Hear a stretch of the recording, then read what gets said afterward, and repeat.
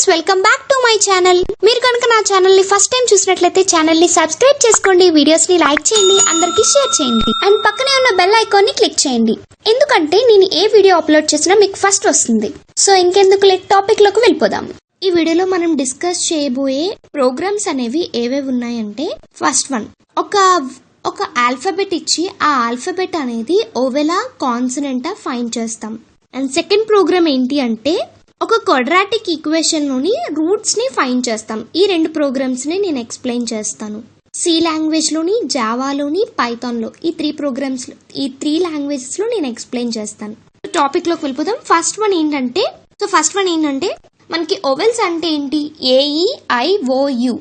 ఈ five alphabets కూడా vowels అంటాం. ఇవి కాకుండా ఏ ఆల్ఫాబెట్ ఉన్నా కూడా దాన్ని కాన్సనెంట్ అంటాం. సో ఇప్పుడు దానికి సంబంధించిన ప్రోగ్రామ్ అనేది మీకు ఇక్కడ కనిపిస్తుంది కదా. ఇప్పుడు ఒక్కొక్క లైన్ ని చూద్దాం. #include stdio.h అంటే మనకి స్టాండర్డ్ ఇన్పుట్ అవుట్పుట్ ని ఇస్తున్నాం. ఇంట్ మెయిన్ అంటే మెయిన్ ఫంక్షన్ నుంచి ప్రోగ్రామ్ అనేది ఎగ్జిక్యూషన్ స్టార్ట్ అవుతుంది. ఫస్ట్ సి క్యారెక్టర్ కదా మనం ఇచ్చేది. మన ఏబిసిడీలో అంటే అవి ఆల్ఫాబెట్స్, సో అవి క్యారెక్టర్స్. సో అందుకని మనం సి అని చెప్పి ఇచ్చాం. మనం ఏం ఎంటర్ చేసినా అది సిలోకి తీసుకుంటుంది అనమాట. ఇప్పుడు నెక్స్ట్ ఇంట్ lower case, upper case.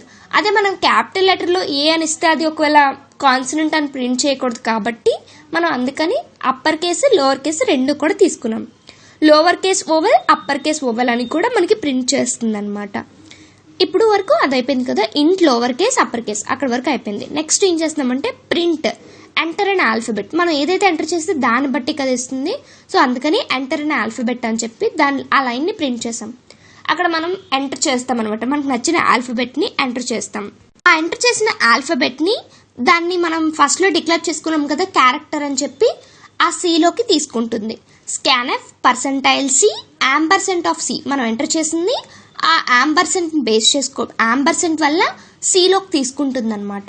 Next lower case vowel C equals to అంటే ఆ సి మనం ఎంటర్ చేసిన క్యారెక్టర్ అనేది ఏ అయినా, A or E or I or O or O or you.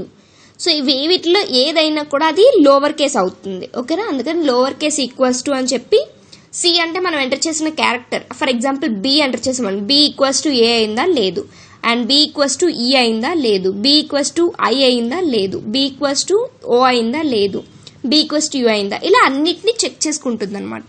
Same అలానే upper case vowel C equals to capital A, C equals to capital E, C equals to capital I, C equals to capital O, C equals to capital U, ఇలా అన్నిటిని check చేసుకున్నాక ఇప్పుడు if lower case or upper case vowel or upper case vowel enter చేసింది ఈ రెండిట్లో ఎందులో ఉన్నా సరే అప్పుడు దాన్ని ప్రింట్ %C అంటే అక్కడ ఏమొస్తుంది? %C అంటే మనం తీసుకున్న ఓవెల్ అనమాట.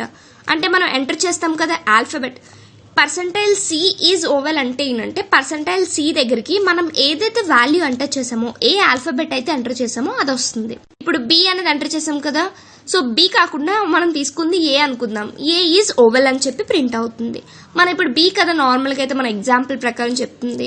సో అలా కాలేదన్నప్పుడు నెక్స్ట్కి వస్తుంది ఎల్స్ printf %C అంటే మనం బి ఇచ్చాం కాబట్టి బి ఈజ్ ఏ కాన్సనెంట్ అని చెప్పి ప్రింట్ అవుతుంది. ఇలా అయిపోయాక రిటర్న్ చేస్తుంది. ఇప్పుడు ఒకసారి అవుట్పుట్ చూద్దాం. దీన్ని ఇప్పుడు రన్ చేస్తున్నాను ప్రోగ్రామ్ని. సో రన్ చేశాక మనకి ఎంటర్ అన్ ఆల్ఫాబెట్ అని చెప్పి వచ్చింది. ఇలా రాగానే మనం క్యాపిటల్ జీ అని చెప్పి ఇచ్చాం. సో జీ అనేది చెక్ చేసుకుంటుంది. ఏ, ఈ, ఐ, ఓ, యు ఈ ఐదిట్లో లేదు. సో అది ఖచ్చితంగా కాన్సనెంట్ అవుతుంది అని చెప్పి జీ ఈజ్ అ కాన్సనెంట్ అని చెప్పి ప్రింట్ చేస్తుంది. సో ఎక్స్ప్లెనేషన్ అయితే అర్థమైంది కదా. ఇప్పుడు జస్ట్ సింటాక్స్ అనేది మారుతుంది జావాలోని, పైథాన్లోని. అది కూడా ఒకసారి చూద్దాం. జావా ప్రోగ్రామ్ మీకు ఇక్కడ కనిపిస్తుంది కదా, ఇది కొంచెం సి ప్రోగ్రామ్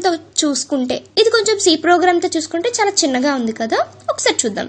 పబ్లిక్ క్లాస్, మనం క్లాస్ అనేది దేనికి ఇస్తున్నామంటే మనం ప్రోగ్రామ్ ని ఏ విధంగా అయితే సేవ్ చేస్తున్నామో క్లాస్ కూడా అదే ఇస్తాం. మనకు అర్థం అవడానికి అని చెప్పేసి వోవెల్ కాన్సనెంట్ అని చెప్పి ఇచ్చాం. Next open the brace public static void main string args. ఇది మెయిన్ ఫంక్షన్. ఇక్కడ నుంచి ఎగ్జిక్యూషన్ అనేది స్టార్ట్ అవుతుంది. నెక్స్ట్ క్యారెక్టర్ కదా మనం తీసుకోవాల్సింది. సో క్యార్ సిహెచ్ అని తీసుకున్నాం. సిహెచ్ అనేది మనం ఈక్వల్స్ టు ఐ చేసుకున్నాం. ఆల్రెడీ మనం ప్రింట్ ఆల్ఫాబెట్ అని చెప్పి ఇవ్వకుండా, ఎంటర్ అనే ఆల్ఫాబెట్ అని చెప్పి ఇవ్వకుండా మనం ఏం చేస్తున్నామంటే ఐ అనే క్యారెక్టర్ ని తీసేసుకున్నాం. సో ఇప్పుడు సిహెచ్లో ఏముంది అంటే ఐ ఉంది. ఇఫ్ నెక్స్ట్ లైన్ చూడండి, ఇఫ్ సిహెచ్ ఈక్వల్స్ టు ఏ మనం అనుకున్న దాంట్లో అంటే ఐ ఈక్వల్స్ టు ఏ అయిందా లేదు, నెక్స్ట్ దానికి వెళ్తుంది. సిహెచ్ ఐ ఈక్వల్స్ టు ఈ అయిందా లేదు, ఐ ఈక్వల్స్ టు ఐ అయింది, కండిషన్ ఓకే అయింది. అప్పుడు నెక్స్ట్ ఏం చేస్తుందంటే system dot out dot println అంటే I plus I is oval అని చెప్పి ప్రింట్ అవుతుంది. సిహెచ్ అంటే ఇక్కడ ఐ అనమాట, ఎందుకంటే మనం పైన డిక్లేర్ చేసుకున్నాం కదా, ఐ ఈజ్ ఓవెల్ అని చెప్పి ప్రింట్ అవుతుంది. అదే ఐ బదులుగా మనం బి ఇచ్చామనుకోండి, బి అన్నది ఏమవుతుంది, బి ఈజ్ కాన్సనెంట్ అని చెప్పి ప్రింట్ అవుతుంది. ఆ ఓవెల్ లైన్లో అంతా కూడా ఇఫ్ కండిషన్ అంతా చెక్ చేసుకుని ఆ కండిషన్స్ ఏవి సాటిస్ఫై అవ్వకపోతే మనకి ఎల్స్లో స్టేట్మెంట్ ప్రింట్ అవుతుంది. ఇప్పుడు ఈ ప్రోగ్రామ్ని ఒకసారి రన్ చేద్దాం. రన్ చేశాక మనకి అవుట్పుట్ అనేది తెలుసు కదా, ఐ ఈజ్ ఓవెల్ అని చెప్పి ప్రింట్ అవుతుంది. మీకు ఇక్కడ కనిపిస్తుంది కదా, ఇలా ప్రింట్ అవుతుంది.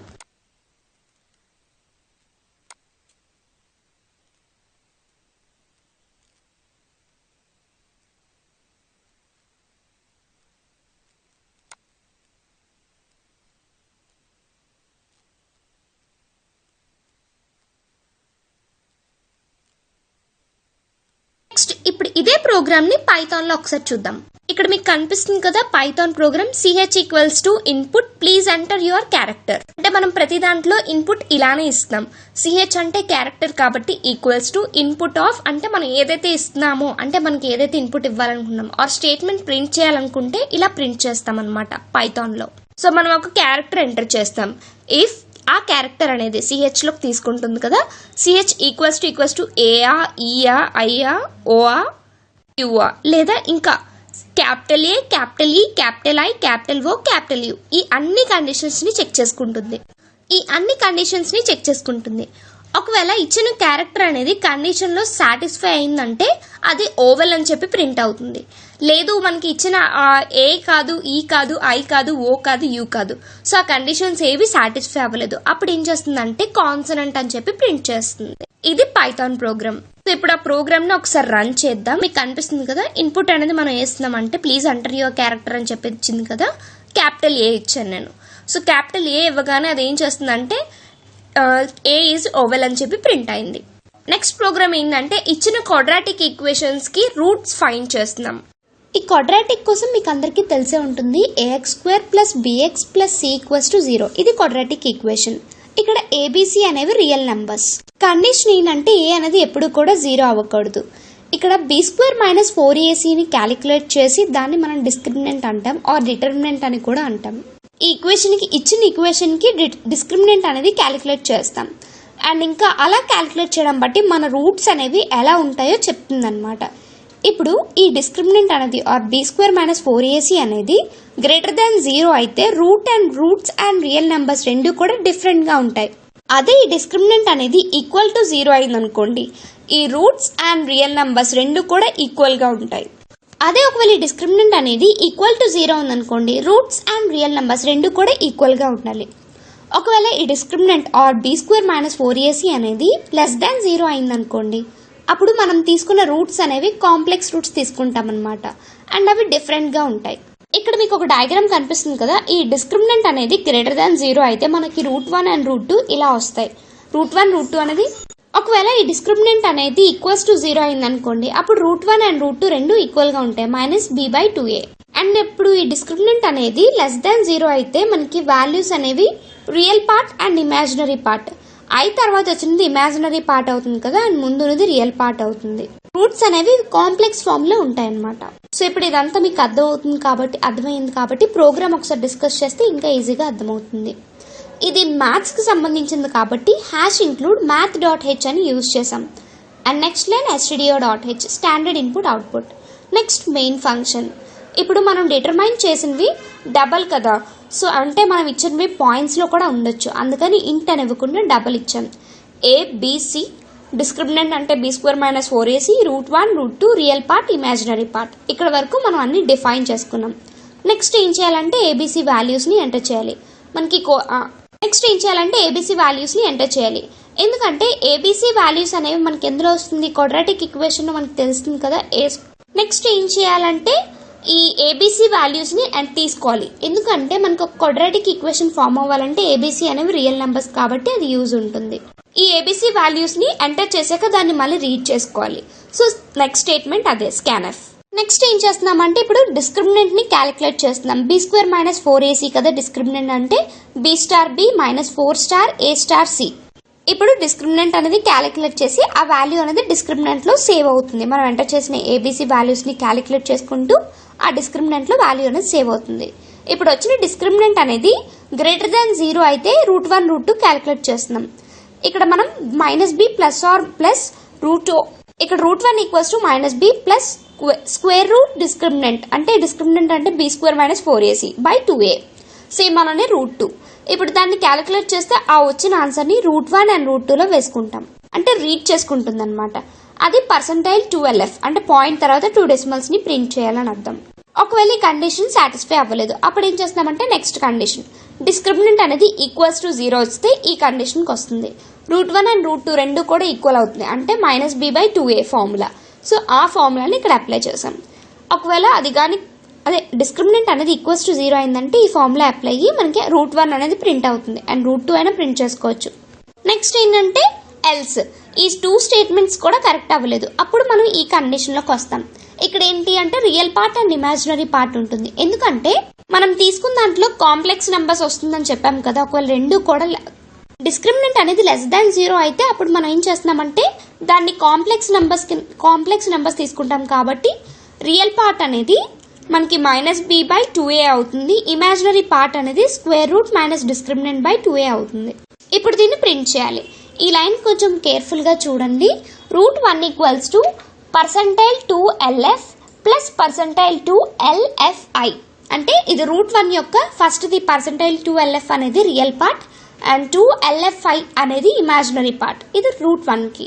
అండ్ నెక్స్ట్ √2 కి మనకి సేమ్ అలానే percentile 2LF minus percentile 2FI ఇది ఇమాజినరీ పార్ట్.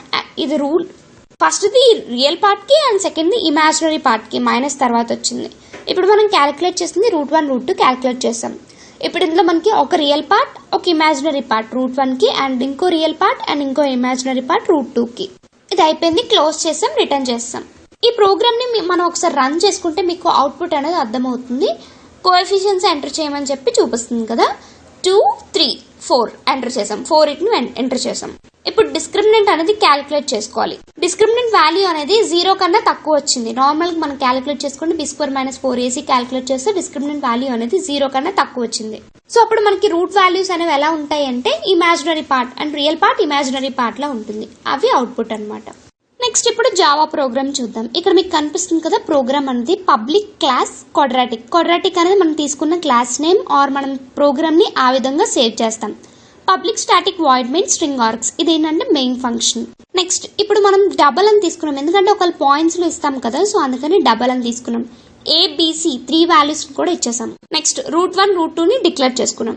నెక్స్ట్ ఇప్పుడు ఏం చేస్తున్నాం, డిటర్మినెంట్ క్యాలిక్యులేట్ చేయాలి కదా. డిటర్మినెంట్ ఆర్ డిస్క్రిమినెంట్ ఏదైనా ఒకటే. సో డిటర్మినెంట్ క్యాలిక్యులేట్ చేయాలి కాబట్టి B square minus 4ac. So దాన్ని మనం ఫార్ములా అనేది అప్లై చేసాం. b into b minus 4 into a into c.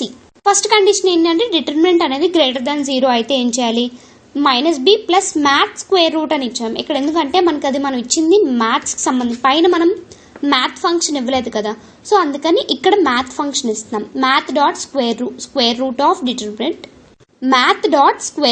Determinant by 2 star a. Same అలానే √2 కూడా ఇచ్చాం. ఇప్పుడు సేమ్ అవుట్పుట్ ని ప్రింట్ చేస్తాం. అందులోకి √1 అయితే √1 అవుట్పుట్ అండ్ √2 అయితే √2 అవుట్పుట్ ప్రింట్ అవుతుంది.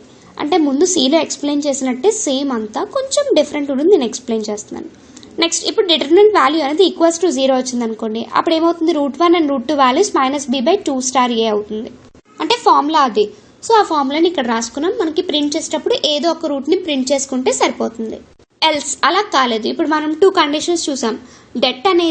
డిటర్మినెంట్ అనేది గ్రేటర్ దాన్ 0 అవ్వలేదు అండ్ డిటర్మినెంట్ అనేది ఈక్వల్స్ టు 0 అవ్వలేదు. అంటే లెస్ దాన్ 0 అయితే ఇప్పుడు ఏం చేస్తాం, imaginary part and real part ఉంటాయని చెప్పుకున్నాం కదా. రియల్ పార్ట్ లో ఏముంటుందంటే రియల్ పార్ట్ లో ఏముంటుంది అంటే minus B by 2 star a. అదే ఇమాజినరీ పార్ట్ లో చూసుకుంటే math dot square root minus of determinant by 2 star a. ఇది ఎల్స్ కండిషన్. సో ఈ కండిషన్ అనేది సాటిస్ఫై అయిందంటే అప్పుడు ఏమవుతుంది, √1 ని అండ్ √2 ని ప్రింట్ చేస్తుంది. ఇక్కడ మనం ఏం తీసుకుంటున్నామంటే 2 రియల్ పార్ట్స్ 2 ఇమాజినరీ పార్ట్స్ అంటే రూట్ 2 లో ఒక రియల్ పార్ట్, రూట్ 1 లో ఒక ఇమాజినరీ పార్ట్, రూట్ 2 లో ఒక ఇమాజినరీ పార్ట్, మొత్తం మనకి 4 ప్రింట్ చేయాలి. 2 real parts and 2 imaginary parts. ఇది అయిపోయాక ప్రోగ్రామ్ అనేది ఎండ్ అయిపోయింది. ఇప్పుడు ఒకసారి దీన్ని రన్ చేస్తే మనకి రూట్స్ అనేది ఇలా ప్రింట్ అవుతాయి అనమాట. మీకు ఇక్కడ కనిపిస్తుంది కదా, ప్రోగ్రామ్ ని రన్ చేస్తున్నాం. రన్ చేశాక మనకి సిలో ఏ అవుట్పుట్ అయితే వచ్చిందో సేమ్ అవుట్పుట్ వచ్చింది. ఇక్కడ మధ్యలో మనకి 5.6 అనేది అక్కడ ఆల్రెడీ డిటర్మినెంట్ క్యాలిక్యులేట్ చేస్తే వచ్చిందనమాట. సేమ్ ఆ విధంగానే వచ్చింది. And last one Python program. ఇక్కడ మనం లైబ్రరీని ఇంపోర్ట్ చేస్తాం. ఎందుకంటే ఇది మనం ఇక్కడ మ్యాథ్స్ యూజ్ చేస్తున్నాం. సో అందుకని CMath లైబ్రరీని ఇంపోర్ట్ చేసాం. Import CMath. A = 1 ఇచ్చాం, B = 5, C = 6. సో ఇలా ఇచ్చాక మనం డిటర్మినెంట్ అనేది ఆర్ డిస్క్రిమినెంట్ అనేది క్యాలిక్యులేట్ చేయాలి. D = B² - 4AC. So B² ఇక్కడ ఎలా ఇచ్చాం చూడండి, B** 2 ఇచ్చాం. అంటే మనం B × B ఇవ్వకుండా B** 2 ఇచ్చాం. ఇలా కూడా వర్క్ అవుతుంది, అలా కూడా వర్క్ అవుతుంది. Next -4AC. ఇప్పుడు అది క్యాలిక్యులేట్ చేసుకుంటుంది. ఎందుకంటే ఇక్కడ డెట్ వాల్యూ అనేది ఇచ్చాక మనం మళ్ళీ డిటర్మినెంట్ అనేది <0 ఆర్ <0 ఆ కండిషన్స్ ని ఇవ్వలేదు ఇక్కడ. ఎందుకంటే మనం CMath ఫంక్షన్ ఇచ్చాం కాబట్టి ఆ ఫంక్షన్ లో ఆటోమేటిక్ గా దాన్ని తీసుకుంటుంది అనమాట. సో వాల్యూస్ అనేవి సొల్యూషన్ 1 అంటే రూట్ 1 అనమాట. Root 1 = -b - CMath.square root of d by 2a. And root 2 తీసుకుంటే -b + CMath.square root of d by 2*a. So ఈ రెండింటిని క్యాలిక్యులేట్ చేసి ద సొల్యూషన్స్ ఆర్ అని చెప్పి 0లో సొల్యూషన్ 1 తీసుకొస్తుంది, 1లో సొల్యూషన్ 2. అవుట్పుట్ అనేది మీకు ఇలా ఈ విధంగా డిస్ప్లే అవుతుంది. ఒకసారి రన్ చేస్తే మీకు అర్థమవుతుంది. ఓకే, రన్ చేశాక ABC వాల్యూస్ని కూడా ప్రింట్ చేసింది. ప్రింట్ చేశాక సొల్యూషన్ అనేది -3 + 0a అండ్ -2 + 0a. ఇది పైథాన్ ప్రోగ్రామ్. మీకు ఏ డౌట్ ఉన్నా కింద కామెంట్ సెక్షన్లో కామెంట్ చేయండి. ఏదైనా డౌట్ ఉంటే మళ్ళీ ఎక్స్ప్లెయిన్ చేస్తాను. Thanks for watching friends. Please subscribe my channel and please support me. Thank you very much.